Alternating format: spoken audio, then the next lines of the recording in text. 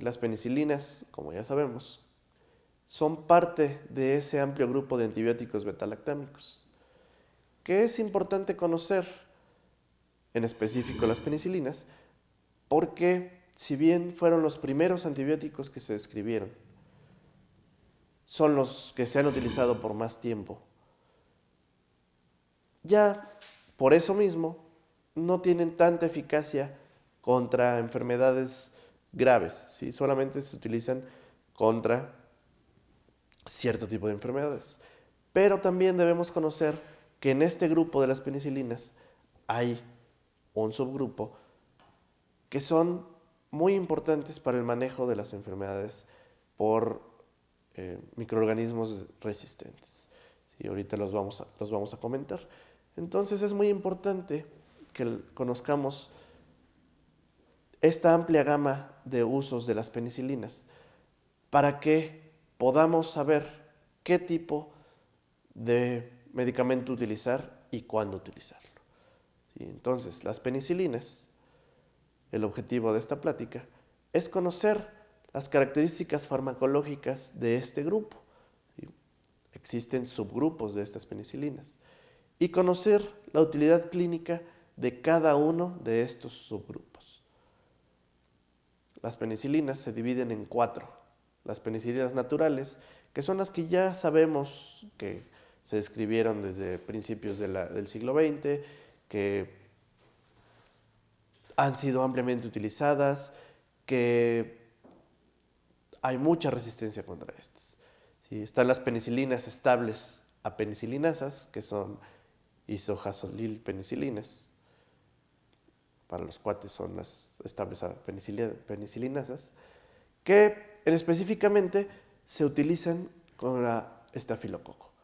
Las aminopenicilinas, que son ampliamente conocidas y utilizadas, ¿sí? En este grupo están la amoxicilina y la ampicilina, y las penicilinas de espectro extendido, que se conocen también como penicilinas antiseudomonas. Todas estas derivan de hongos, ¿sí? Del penicillium en específico, pero las únicas naturales, o sea, que se utilizan como se produce por el hongo, son las penicilinas naturales. Las demás son modificadas y ya se consideran artificiales. Las penicilinas naturales, específicamente hay 2 de manera importante. Una muy ampliamente utilizada, que es la penicilina G. La penicilina G se encuentra tanto en presentación oral como en parenteral, sin embargo, más adelante que veamos las características farmacocinéticas, por vía oral no es muy útil. ¿Sí? Después está la presentación cristalina, que solamente se puede utilizar intravenosa. La presentación intramuscular, que es la más ampliamente utilizada, de este hay 2, la procaínica y la benzatínica, que todo el mundo hemos utilizado y probablemente hemos recibido. Y estas, la ventaja que tienen es que tienen una amplia liberación en el suero. Por eso es que las vidas medias son muy largas. Por ejemplo, la penicilina benzatínica se puede utilizar con dosis una vez al mes por su amplia su vida media, por esa liberación en suero. Y está la penicilina B. La penicilina B es útil porque es por vía oral. Aunque ahorita que comentemos las características farmacocinéticas, veremos que un gran porcentaje de esto se metaboliza en el intestino, entonces puede no llegar a tener tan buenas concentraciones en el suero. En la imagen podemos observar el anillo betalactámico, que es lo común de este grupo, y todas las otras moléculas que se pegan, las otras cadenas que se pegan a esta molécula, perdón. Estas cadenas son las que le dan la propiedad tanto de espectro como farmacológico que tienen las penicilinas. La penicilina G, específicamente, que es la más importante de este grupo de las penicilinas naturales, ya comentamos que tiene presentación intramuscular, que tiene liberación por tiempo prolongado en el suero. Y está, si vemos las vidas medias, la penicilina procaínica es la que tiene una vida media de 12 horas, entonces podemos usarla con una dosis al día. La penicilina cristalínica, que tiene vida media de 30 a 50 minutos, por eso es importante utilizarla en dosis de cada 4 a 6 horas. Y la penicilina benzatínica, que es la que comentábamos que tiene una vida media más larga, hasta 20 días. Por eso es muy importante, por ejemplo, en la profilaxis en los pacientes con fiebre reumática. ¿Sí? Es una dosis más o menos cada 20 días, a diferencia de estar dando dosis diarias con otros esquemas. Les comentaba que la penicilina G su presentación oral no es buena porque no alcanza unas concentraciones muy adecuadas en el suero. ¿Sí? Entonces, no podemos utilizar para por ejemplo, una neumonía por neumococo, una presentación vía oral, si no va a alcanzar adecuadas concentraciones en el parénquima pulmonar. ¿Sí? Y así, muchas. ¿Cuál es la utilidad o para qué podemos utilizar las penicilinas todavía?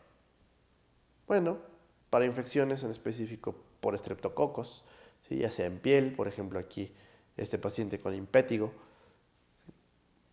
podemos utilizarla para infecciones como erisipela, como celulitis, que si bien puede también estar estafilococo incluido, porque también puede ser esta causa, bueno, se puede utilizar si tenemos la certeza de que es por estreptococo. ¿Sí?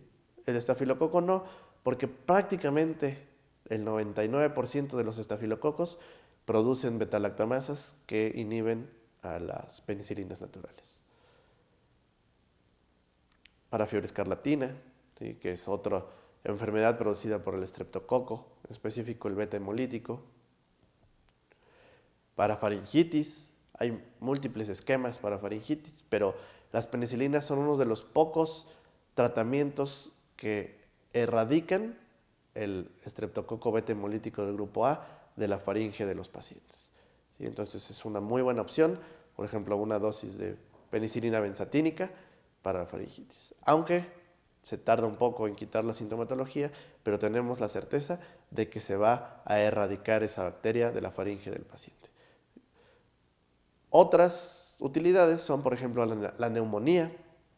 ¿Sí? La neumonía, cuando el paciente no está grave y tenemos la sospecha de que sea una neumonía por estreptococo neumonía o neumococo, y que sepamos que nuestras resistencias en el lugar donde estemos no sean muy elevadas. ¿Sí? Porque si tenemos, por ejemplo, una resistencia de neumococo de más del 20%, aunque sea intermedia, pues entonces la penicilina no nos va a servir. ¿Sí? Entonces, en un paciente que no esté grave, que tenga neumonía y que sospechemos que sea por neumococo, podemos utilizar esquemas con penicilina, por ejemplo, sódica cristalina, cada 4 a 6 horas para para mejorar el neumococo, ¿sí? Al paciente.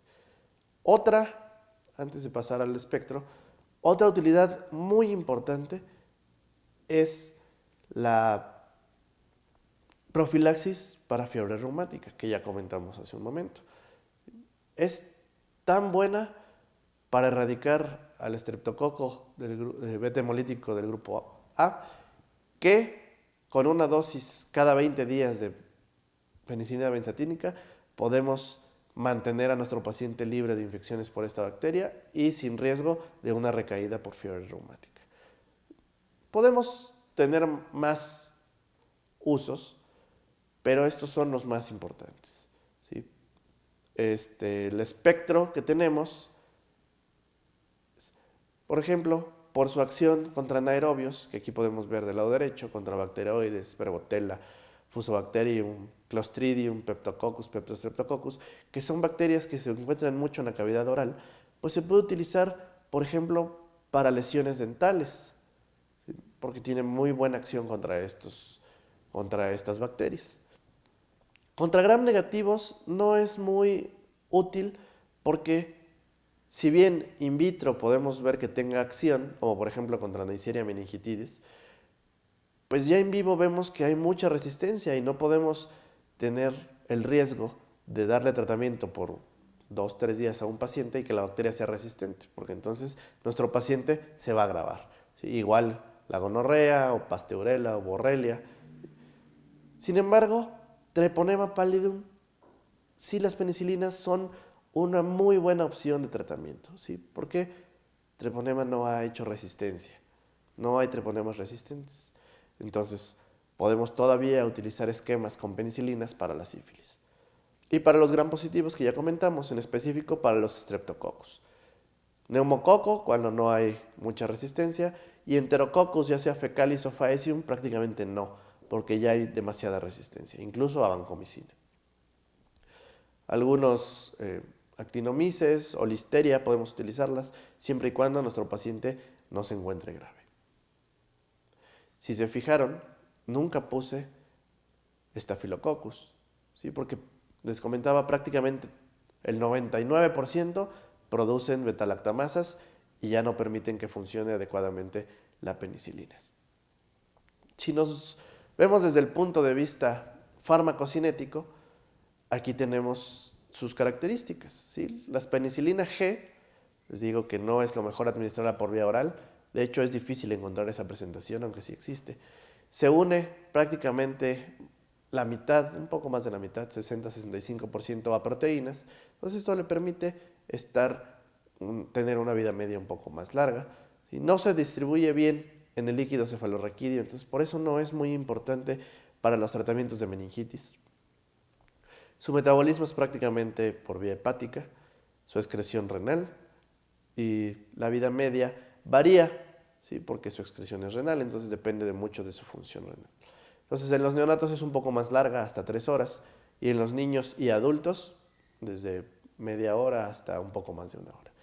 La penicilina B, su única presentación es vía oral, pero solamente el 60% tiene biodisponibilidad al momento de metabolizarse en el intestino. ¿Sí? El 80% se une a proteínas y no penetra bien al líquido cefalorraquídeo. Se metaboliza prácticamente el 70% en el intestino y el resto es por metabolismo hepático. Su excreción es por vía renal y más o menos en todas las edades su vida media es de media hora. Algo muy importante y que le ha dado más fama a la penicilina, además de todo lo que ya comentamos y que ha sido la más utilizada, son sus efectos secundarios.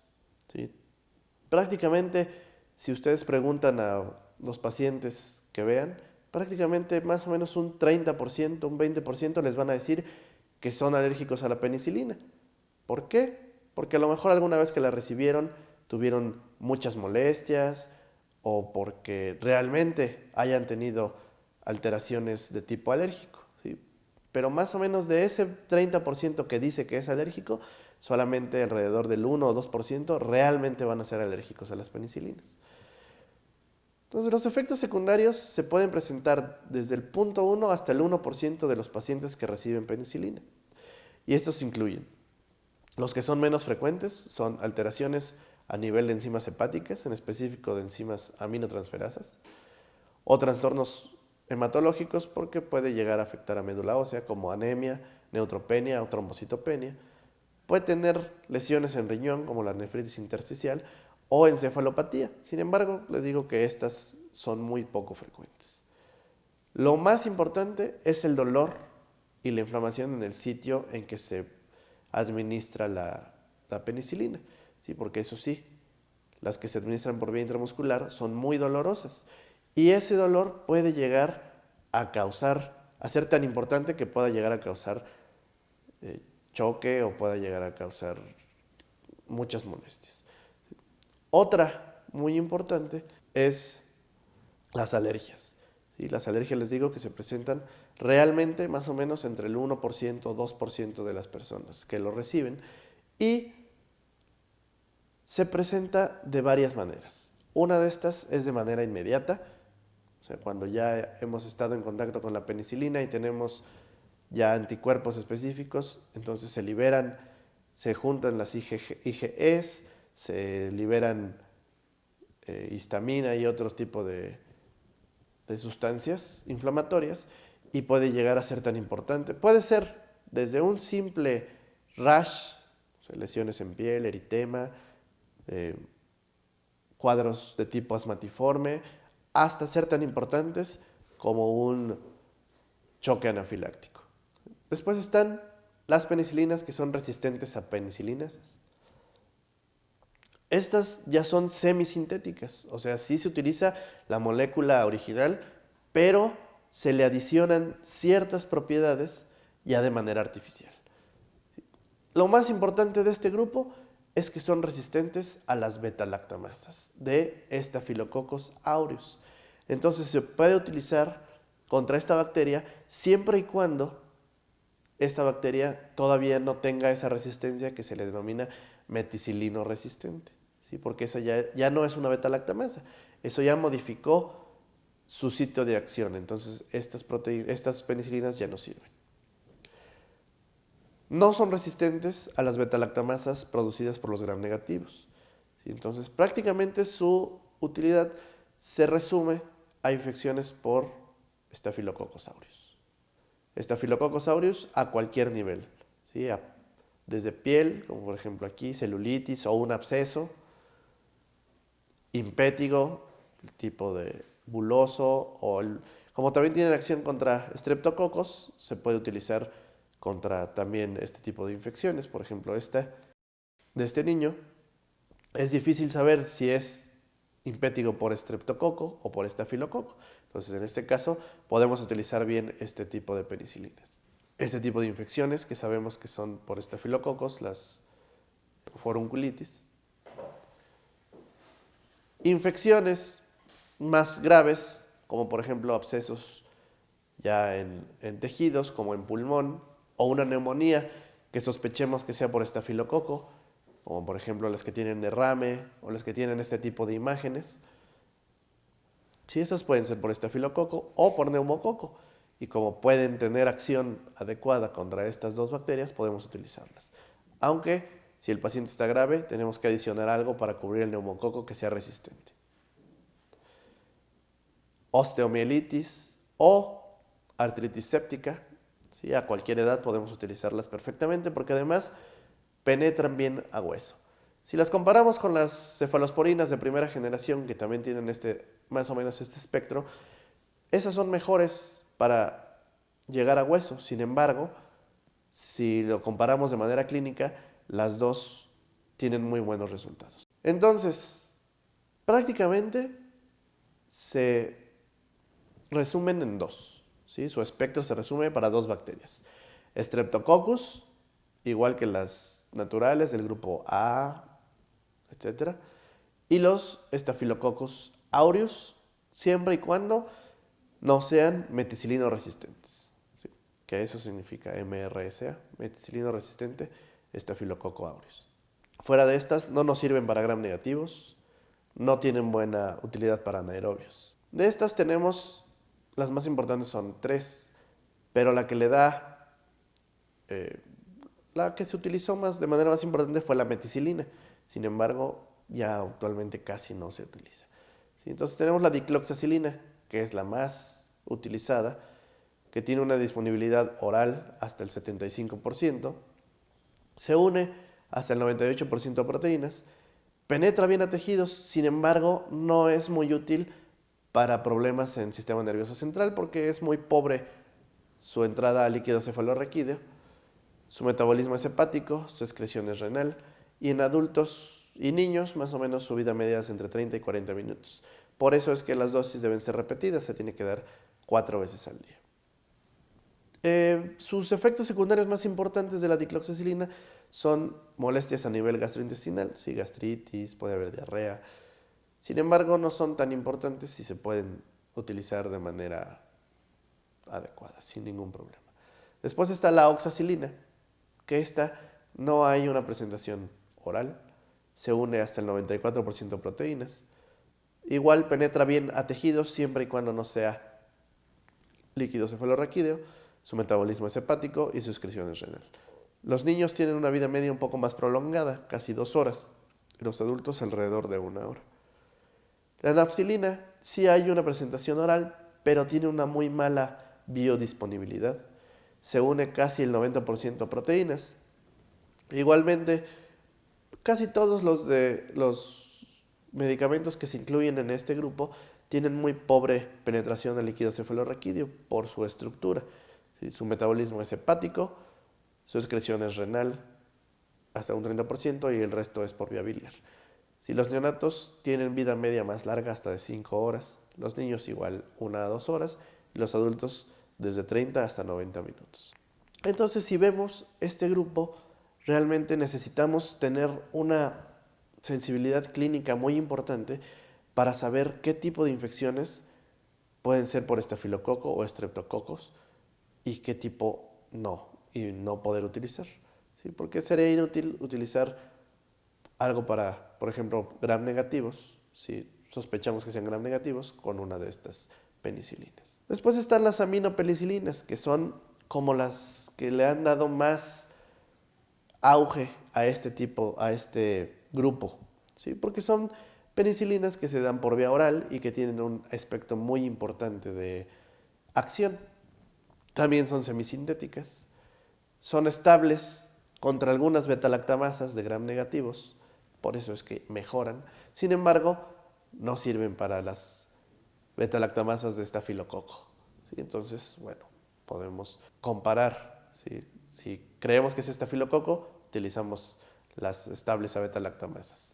Si creemos que es un gram negativo o un neumococo resistente, pues utilizamos unas aminopenicilinas. Se pueden unir a un inhibidor de betalactamasas. Eso les da un plus, ¿sí? Porque entonces nos sirve contra más gram negativos que pueden producir betalactamasas. Su utilidad. Principalmente contra infecciones por estreptococo a cualquier nivel, como faringitis. ¿Sí? Sin embargo, bueno, si comparamos con las penicilinas, pues estas, para que tengan un adecuado porcentaje de erradicación, necesitan más tiempo de tratamiento, alrededor de 10 días. Y se pueden utilizar solas. Para una faringitis por estreptococo no necesitan que tenga unido un inhibidor de betalactamasas. ¿Sí? ¿Por qué? Porque el estreptococo no produce betalactamasas. Está para otitis, ¿sí? Otitis media aguda o sinusitis, que prácticamente son causadas por los mismos gérmenes, neumococo, Haemophilus influenza o Moraxella catarrhalis. De estos, neumococo no produce betalactamasas, pero Haemophilus y Moraxella sí, entonces puede ser útil agregar un inhibidor de betalactamasas para cubrir estos dos gérmenes. Se ve bien claro ahí el nivel. Para vías urinarias se puede utilizar, sin embargo, sabemos que las Escherichia coli, que son las más importantes causantes de infección de vías urinarias, pues muchas de estas ya son resistentes, ¿sí? Y producen betalactamasas de espectro ampliado, las cuales no sirven los inhibidores de betalactamasas. Entonces, para infecciones de vías urinarias, siempre y cuando sean no complicadas, ¿sí? Por ejemplo, ya una pielonefritis ya no nos sirve porque el tratamiento tiene que ser por vía intravenosa. Sin embargo, para una cistitis o de vías urinarias más bien bajas, sí podemos tener utilidad. Para gastroenteritis también, cuando sospechemos que sea por alguna bacteria y cuando sospechemos que puede tener riesgo de complicaciones. Recuerden que las gastroenteritis, prácticamente el 90% se curan solas, ¿sí? Se autolimitan, porque muchas son virales, muchas son por toxinas, entonces no hay que sobreutilizar los antibióticos porque prácticamente nos sirven para muy contados casos de gastroenteritis. El espectro, cuando hablamos solo de ampicilina y amoxicilina sin unirse a nada, entonces está contra estreptococos, incluido neumococo, ya comentamos, y si utilizamos una dosis elevada, como por ejemplo 90 miligramos por kilo, puede llegar a cubrir neumococos de resistencia intermedia. Después están los enterococos, que si bien no es tan bueno porque ya hay mucha resistencia, y listeria. Gram negativos, E. coli, Haemophilus influenza, Neisseria meningitidis, y yo le agregaría Moraxella. Sin embargo, la Moraxella hasta el 90% producen betalactamasas. Y los anaerobios también funcionan bien, sin embargo, no tienen tan buena utilidad para esto. Si le agregamos amoxicilina, le agregamos el clavulanato, que es un inhibidor de betalactamasas, entonces se amplía el espectro, ¿sí? Utilizamos igual que lo que ya comentamos, más Staphylococcus aureus que no sean meticilina resistentes, ¿sí? Porque el clavulanato va a bloquear a la beta-lactamasa. Y los hemófilos influenza, que producen beta-lactamasas. Y agregaría yo, aquí sí, Moraxella catarralis. Y si hablamos de anaerobios, pues se agregarían los que producen beta-lactamasas, como Bacteroides y Prevotella. Si hablamos de ampicilina, que a este se le agrega el Sulbactam, entonces se agregan los Staphylococcus aureus no meticilino resistentes, la Escherichia coli, que llega a producir beta-lactamasas, Klebsiella, Proteus y Morganella, que son productoras de beta-lactamasas. Recordemos que los inhibidores de beta-lactamasas, o sea, el clavulanato, el Sulbactam, y más adelante vamos a hablar de otro, lo que hacen es un efecto que, si fuera la Segunda Guerra Mundial, hablaríamos del efecto kamikaze, ¿sí? Son suicidas. Ellos, como también tienen un anillo beta-lactámico, le ponen el pecho a las balas para que las beta-lactamasas lleguen contra ellos y a ellos los destruyan, y entonces los antibióticos puedan tener su acción, ¿sí? Entonces por eso es un efecto kamikaze. Y solamente si funcionan amoxicilina con ácido clavulánico o clavulanato y ampicilina con sulbactam. No pueden ser en otras presentaciones. Si vemos las características farmacocinéticas, pues bueno, la amoxicilina tiene muy buena biodisponibilidad vía oral. Si se une poco a proteínas, penetra bien a los tejidos, sin embargo no penetra al líquido cefalorraquídeo. Su metabolismo es hepático, su excreción es renal, su vida media también es un poco más larga en los neonatos, hasta casi 4 horas, luego casi 2 horas en niños y adultos entre 1 y 1.5 horas. Por eso es que es importante dar las dosis repetidas. La amoxicilina se debe dar dependiendo de la presentación, pero se puede dar cada 8 horas o cada 12 horas. El ácido clavulánico o clavulanato también es muy bien absorbido por vía oral, se une poco a proteínas. Igual, como vienen juntas amoxicilina y clavulanato, pues no penetra bien al líquido cefalorraquídeo. Su metabolismo es hepático, su excreción es renal, hasta casi la mitad, 25-40%, y su vida media es de 1 hora, en todos los grupos de edad. La ampicilina tiene menor biodisponibilidad vía oral que la amoxicilina, sin embargo tiene la ventaja de que si la requerimos por vía intravenosa, existe. ¿Sí? Su unión a proteína es baja, 22%, y en los neonatos es todavía menor, por eso es útil para las meningitis en la edad neonatal o para las sepsis tempranas. La distribución, esta, a diferencia de las demás, sí penetra bien el líquido cefalorraquídeo.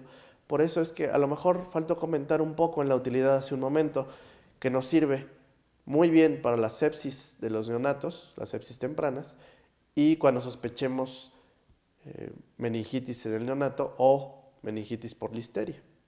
Entonces es una utilidad muy específica de la ampicilina. El metabolismo es hepático hasta el 10%, su excreción es renal, y la vida media en los neonatos es también un poco más larga, más o menos 6 horas. En los niños 2 horas y en el adulto 1 hora, 1 hora y media. El sulbactam, que es a lo que se le une la ampicilina, tiene una biodisponibilidad mala por vía oral. ¿Sí? Su unión a proteínas es casi del 40%, no penetra bien al líquido cefalorraquídeo, su metabolismo es hepático, su excreción renal y su vida media es igual en todos los grupos de edad, hasta 1 hora, hora y media. Hasta aquí, hasta este punto, vamos a hablar de las penicilinas, digamos, que son de uso ambulatorio, ¿sí? Que se pueden utilizar en el consultorio, que se pueden utilizar de manera, pues digamos que menos restringida.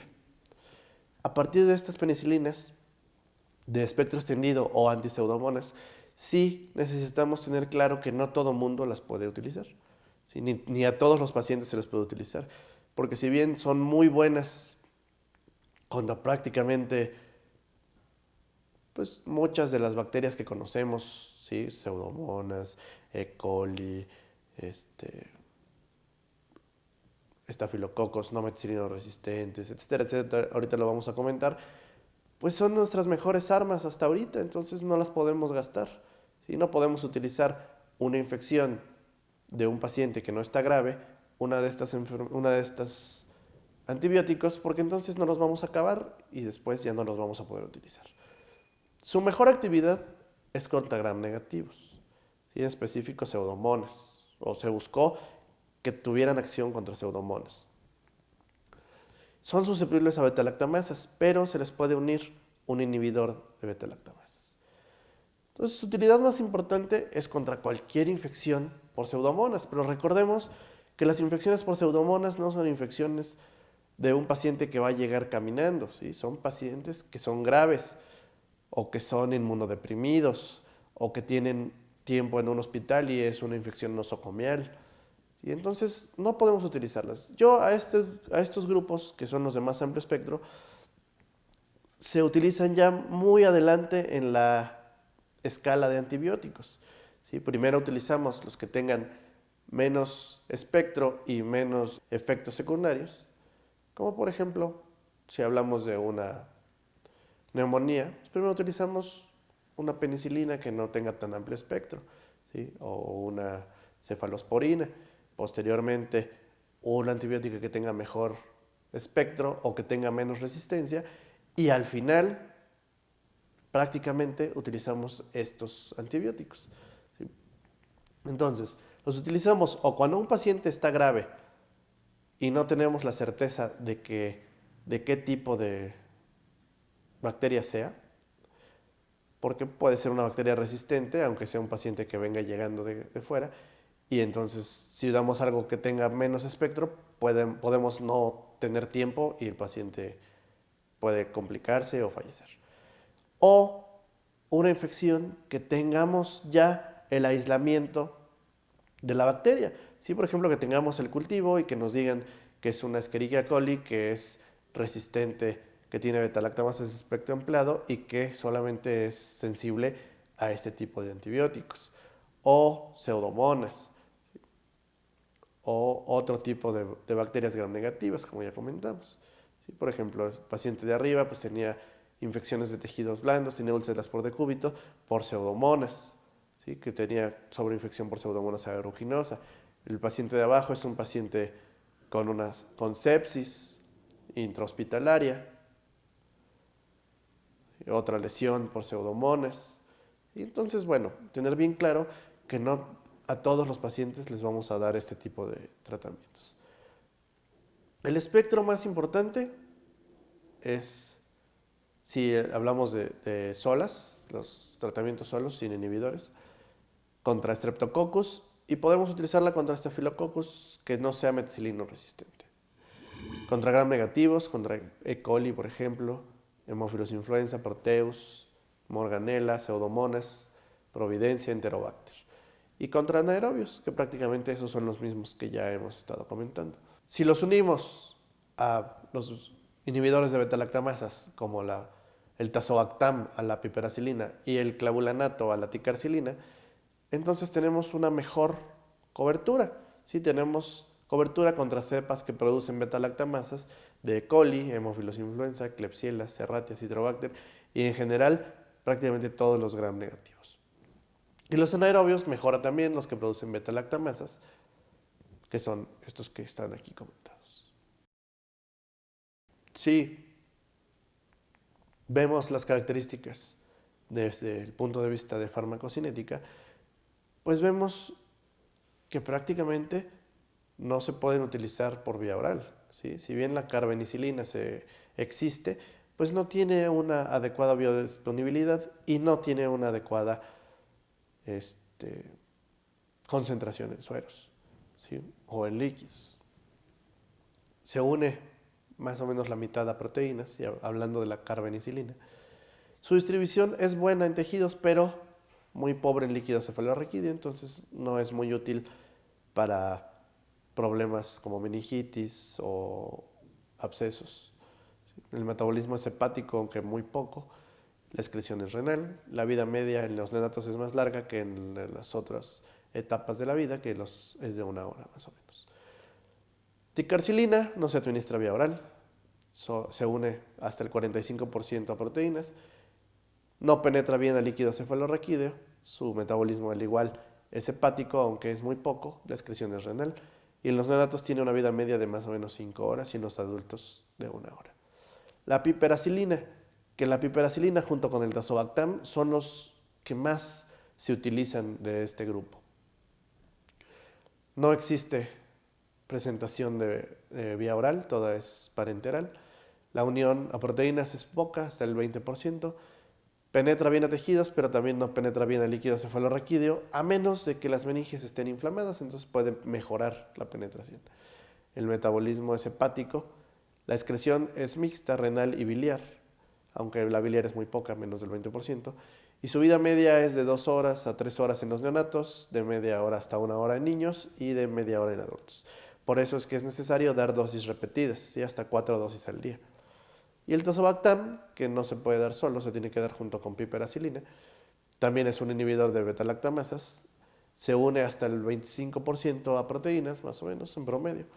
Penetra mal al líquido cefalorraquídeo, el metabolismo es hepático, su excreción es renal y su vida media también es menor en los adultos que en los niños. Como resumen o en conclusión, podemos decir que las penicilinas tienen un amplio margen de acción, ¿sí? Hemos visto que se pueden utilizar para infecciones que no tienen gravedad, ¿sí? Que sin embargo pueden tener riesgo de complicaciones, pero que no tienen gravedad, hasta infecciones graves que pueden poner en riesgo la vida, ¿sí? Desde una faringitis, faringoamigdalitis, una otitis, hasta una sepsis por pseudomonas o un gram negativo resistente. Entonces, todo esto hay que tener en cuenta para saber cuándo utilizar qué tipo de antibiótico, ¿sí?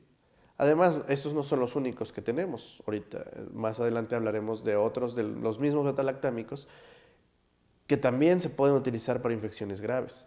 Entonces, hay que siempre tener en cuenta 3 puntos importantes. Primero, la clínica, ¿sí? ¿Qué datos clínicos me está dando mi paciente? ¿Está grave o no está grave? Segundo, ¿dónde está la infección? ¿Dónde sospecho yo? ¿Es una sinusitis? ¿Es una otitis? ¿Es una meningitis? ¿Sí? Y tercero, ¿qué germen estoy sospechando y qué patrón de resistencia tengo? ¿Sí? En base a estos 3 puntos, podemos hacer la mejor elección de nuestro antibiótico. Y así no sobreutilizaremos los antibióticos que tienen más amplio espectro. Entonces, continuamos con más de los antibióticos beta-lactámicos.